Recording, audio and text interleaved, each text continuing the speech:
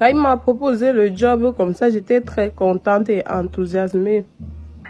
Je suis partie à la CCR Banque vider le 800 000 que j'avais déjà épargné et tout. J'ai supplié la famille que voilà, on a trouvé une procédure, Yvan a trouvé une procédure, un travail pour moi au Bénin et c'est un truc fiable. Vu que c'est mon frère, qui de mieux que pour te trouver une procédure, un travail à l'étranger qui soit fiable. Si ce n'est pas ton frère ou un membre de ta famille. Voilà que les parents ont mis 5 francs, les oncles, les tantes ont mis 500 francs, le petit truc qu'ils pouvaient avoir. Et une semaine après, je me suis retrouvée en train de faire mes papiers, mon passeport et tout, ma carte grise, mon passeport, mon visa et tout. J'ai voyagé une semaine et demie après, vu que c'était la procédure express. Fallait que je me présente très rapidement au lieu de service pour prendre le service aussi très rapidement, comme mon frère me l'avait dit. J'ai donc bousculé avec la famille dans la procédure et tout. Une semaine et demie, la paperasse était à terminer. C'était le moment pour moi de voyager. J'étais très contente. Je remerciais mon frère. J'étais sûre qu'en arrivant là-bas, je serais très contente.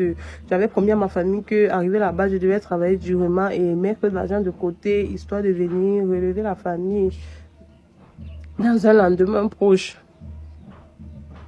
Arrivé au Bénin d'abord, dès que j'arrive au Bénin comme ça, là, je n'ai même pas d'abord vu mon frère.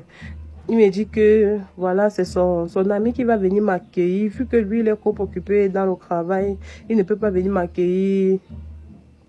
Il ne peut pas venir m'accueillir. Que son ami va venir m'accueillir, il va me loger dans un hôtel là-bas. À Porto Novo, quelque part là-bas. Il m'a logé à l'hôtel. Je suis restée à l'hôtel là-bas pendant 3 jours.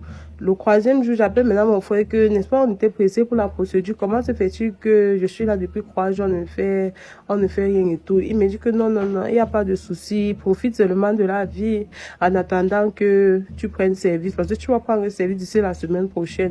Il m'a dit que j'avais peut-être une semaine à enjoy parce que je venais d'arriver. Il fallait que je découvre la ville. Il fallait que je m'amuse d'abord avant d'entrer au travail parce que le travail est vraiment pas facile. C'est un travail qui demande beaucoup d'attention et beaucoup de concentration.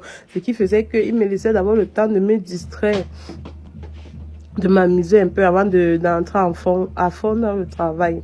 J'étais en mode, ok, frangin, il n'y a pas de souci, merci bien de me laisser me distraire d'abord. Je me faisais plaisir, je marchais, je pouvais aller où je voulais. Il y avait un de ses amis qui était là. Mais jusque-là, je n'avais toujours pas vu mon frère. Il y avait un de ses amis qui était là. Il m'accompagnait, il m'assistait, il venait de temps en temps. À l'hôtel, j'avais le room service. On m'apportait tout ce que je voulais. Je mangeais comme je voulais. Je mangeais à ma faim. Il y avait tout.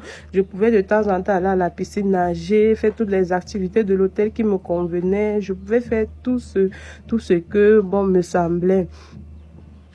Maintenant, il m'appelait...